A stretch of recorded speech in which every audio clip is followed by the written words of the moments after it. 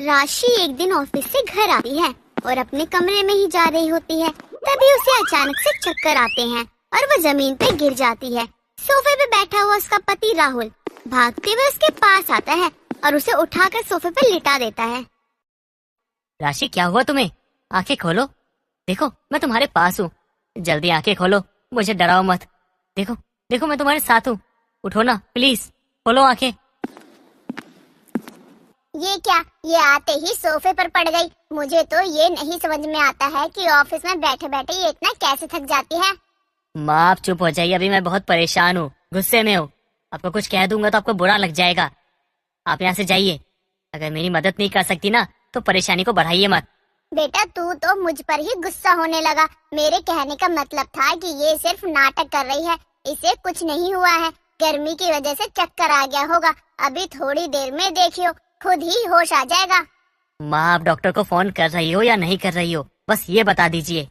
बेटा डॉक्टर को बुलाकर बिना बात के पैसे खराब करने का कोई फायदा नहीं है। अभी होश आ जाएगा इसे। मैं ही पागल हूँ जो आपसे कहा ये काम करने को। आप रहने दीजिए, मैं खुद डॉक्टर को बुला लूंगा। और एक बात बताइए माँ, अगर आप राशि के लिए कुछ कर दोगी तो क्या आपकी इज्जत घट जाएगी? राहुल इतना कहकर डॉक्टर को फोन मिलाता है, लेकिन डॉक्टर कॉल रिसीव ही नहीं करती है। तभी राहुल अपनी माँ से बोलता है, माँ कम से कम इंसानियत के नाते इसका थोड़ा ध्यान रखिए आप। मैं डॉक्टर को लेकर आता हूँ, आपको मेरी कसम है आप इसका ध्यान रखेंगी और ऐसा कुछ भी नहीं करेंगी जिससे इसको परेशानी हो। बेटा मैं तुझे फिल्मों की जुल्म करने वाली सास लग रही हूँ क्या? जा ले आ डॉक्टर को, मैं तेरी राशि का ध्यान रख लूंगी। राहुल जैसे ही घर से बाहर जाने के लिए आगे बढ़ता है, राशि अपनी आंखें खोलती है।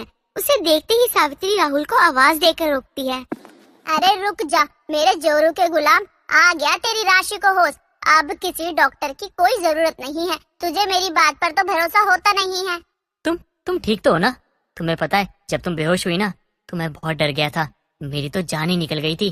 बिना बात के मेरे बेटे को इतना परेशान कर दिया। जब उठना ही था तो थोड़ा और पहले उठ जाती। माँ चुप हो जाइए भगवान के लिए प्लीज, आपके आगे हाथ जोड़ता हूँ। राहुल जी आप इतना परेशान मत होइए, मैं ठीक हूँ। शायद गर्मी की वजह से मुझे चक्कर आ गए होंगे। आज दोपहर ही मैंने खाना नहीं खाया था। तुम अपना ध्यान बिल्कुल भी नहीं रखती हो, मैं तुमसे बात ही नहीं करूंगा। आज मैं थोड़ा बिजी क्या हो गया? तुमने क्या खाया ये पूछने के लिए फोन नहीं किया तो तुमने लंच ही नहीं किया। सॉरी, आगे से ऐसी गलती नहीं करूंगी। अपनी सेहत का अच्छे से ध्यान रखूंगी, आप परेशान मत हो। देख लो, अगर आगे से तुम्हारे साथ ऐसा कुछ हुआ ना तो मुझसे बुरा कोई नहीं होगा, मैं तुमसे बात नहीं करूंगा। जब देखो तो परेशान कर देती हो तुम मुझे। अब तुम अपने लिए प्यार मोहब्बत वाली बातें अपने कमरे में करना। पता लग गया ना कि कुछ नहीं हुआ है तो बहू अब तुम किचन में जाओ और खाना बनाओ। मुझे बहुत जोर से भूख लगी है। माँ आप कैसी बातें कर रही हैं, ये बीमार है। अरे थोड़ी देर आराम करने की जरूरत है इसको। आप खाना बना दीजिए ना, क्या बिगड़ जाएगा आपका? अगर बहू के रहते हुए भी मुझे ही खाना बनाना पड़े तो फिर बहू के रहने का फायदा ही क्या है? आज क्या, मैं तो रोज ही बना लिया करूंगी। तुम दोनों मियाँ बीवी नौकरी करो और मैं इस घर की नौकरानी बन जाऊँ, यही तो चाहते हो तुम लोग। नहीं माँ जी ऐसी कोई बात नहीं है, मैं बिल्कुल ठीक हूँ, मैं खाना बना लूंगी। राशि रसोई में जाती है और खाना बनाने लगती है। कुछ देर बाद सभी लोग खाना खाने के लिए बोलते हैं, लेकिन राशि खाना खाने से मना कर देती है और अपने कमरे में आराम करने के लिए चली जाती है। दिन बीतते हैं, राशि अपने ऑफिस के साथ साथ ससुराल की जिम्मेदारी भी बखूबी निभा रही होती है। लेकिन उसके बाद भी उसकी सास उससे सीधे मुंह बात तक नहीं करती है, क्योंकि वो थोड़े छोटे घर से थी। अपनी माँ का अपनी पत्नी के प्रति ऐसा व्यवहार देखकर राहुल राशि से बोलता है, राशि तुम जल्दी से तैयार हो जाओ, मैं तुम्हें तुम्हारे मायके ले चलता हूँ। वो तुम्हारी माँ की तबीयत खराब है, सुबह सुबह तुम्हारी बहन का फोन आया था। अभी कल रात में ही तो मैंने उनसे बात करी थी, तब तो वो बिल्कुल ठीक थी। अरे वो बूढ़ी हो चुकी है, बूढ़े लोगों के शरीर का क्या पता, रात में कुछ हो गया होगा। अरे तुम चलो ना, ये सब वहाँ जाके देख लेना कि क्या हुआ क्या नहीं।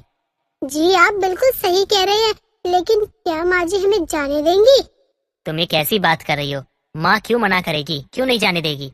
अरे वो तुम्हारी माँ है, तुम्हारी माँ बीमार है तो तुम्हारा जाना फर्ज है, तो तुम्हें जाना चाहिए। ठीक है फिर आप तैयार होइए, मैं माँ जी से जाने के लिए पूछ कर आती हूँ। राशि अपनी सास सावित्री के कमरे में जाती है और उसे बोलती है, माँ जी मेरी माँ की तबीयत बहुत खराब है, राहुल जी मुझे घर लेकर जा रहे हैं, क्या मैं अपने घर जा सकती हूँ? मुझे कुछ भी पूछने की जरूरत नहीं है। तेरे रहने या नहीं रहने से मुझे कोई फर्क नहीं पड़ता। तुझे जाना है तो जा, भला मुझे तुझे रोकने की क्या ही जरूरत पड़ेगी। माँ जी, आपको फर्क नहीं पड़ता, लेकिन आपकी बातों से मुझे बहुत ज्यादा फर्क पड़ता है। पता नहीं आपको मुझसे किस बात की परेशानी है। मैं चलती हूँ, कोशिश करूंगी कि जल्दी आ जाऊँ। अपने प्रति अपनी सास की ऐसी बातें सुनकर राशि को बहुत तकलीफ होती है, लेकिन वो ये बात राहुल से नहीं बताती है। मायके के लिए निकल जाती है। तभी राहुल बीच रास्ते में गाड़ी रोककर राशि से बोलता है, सुनो, तुम्हारी माँ ना बिल्कुल ठीक है, उनको कुछ नहीं हुआ है। वो सब कुछ मैंने जो भी कहा था वो सब झूठ था। वो मैंने इसलिए कहा क्योंकि मैं नहीं चाहता था कि तुम वहाँ रहो, और मैं तुम्हें यहाँ लाना चाहता था। अब तुम अपने मायके जाकर ना कुछ मत कहना। आपको ऐसा नहीं करना चाहिए। कल को अगर माँ जी को इस बारे में पता लगा तो उन्हें बहुत गुस्सा आएगा और वो आपको और मुझे दोनों को बहुत सुनाएंगी। उन्हें कुछ भी पता नहीं चलेगा। मैं तुम्हें ना ऐसे काम करते हुए देख नहीं सकता। मैं परेशान हो जाता हूँ तुम्हें ऐसे देखकर, इसीलिए मैं तुम्हें तुम्हारे मायके छोड़ दूंगा। तुम कुछ दिन वहाँ आराम से रहना, उसके बाद वापस घर आ जाना। वैसे भी बहुत दिन हो गए मायके गए हुए। अपनी पति की बात सुनकर राशि मुस्कुराने लगती है और कुछ देर बाद राहुल उसे उसके मायके छोड़कर अपने घर वापस आ जाता है। राशि अपने परिवार वालों के साथ बहुत खुश रह रही होती है। कई दिन बीत जाते हैं, लेकिन उसकी सास उसे एक बार भी आने के लिए फोन नहीं करती है। कुछ दिनों बाद राशि अचानक से फिर से बेहोश हो जाती है और उसके घर वाले डॉक्टर को बुलाकर उसका चेकअप करवाते हैं तो पता चलता है कि राशि गर्भवती है। ये सुनकर उसके घर वाले बहुत खुश हो जाते हैं और राशि की माँ राहुल को फोन करके कहती है, मुबारक हो दामाद जी, आप बाप बनने वाले हैं। राशि गर्भवती है। आप ये क्या कह रही है मम्मी जी? आप कहीं मजाक तो नहीं कर रही ना? दामाद जी, मैं आपसे मजाक थोड़ी करूंगी। मैं आपकी साली हूँ क्या जो आपसे मजाक करूंगी? मैं बिल्कुल सच कह रही हूँ। हम सभी को जिसका इंतजार था वो नन्हा मेहमान आने वाला है अब। मम्मी जी, आज तो मैं बहुत खुश हूँ। मैं आ रहा हूँ, मैं राशि को लेने के लिए आ रहा हूँ। मैं बहुत खुश हूँ। मैं जल्दी से ये खुशखबरी माँ को सुनाता हूँ।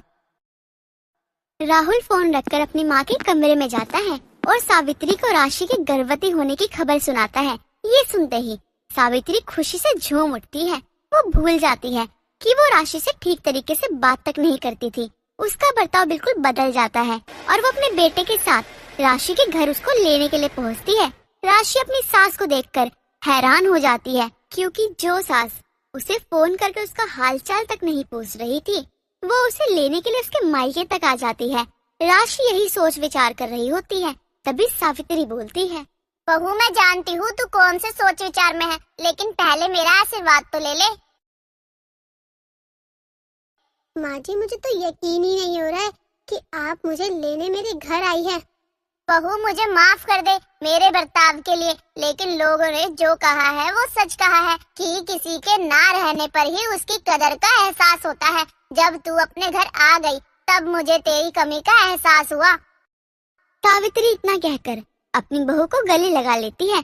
बच्चे की खबर सुनते ही राशि की सास बिल्कुल ही बदल जाती है। अपनी सास के बदले रूप को देखकर राशि बहुत खुश होती है। उसकी सास के बदलने के कारण उसे ससुराल में भी अपनी माँ जैसा प्यार नसीब हो जाता है और दुख के दिन सुख में बदल जाते हैं।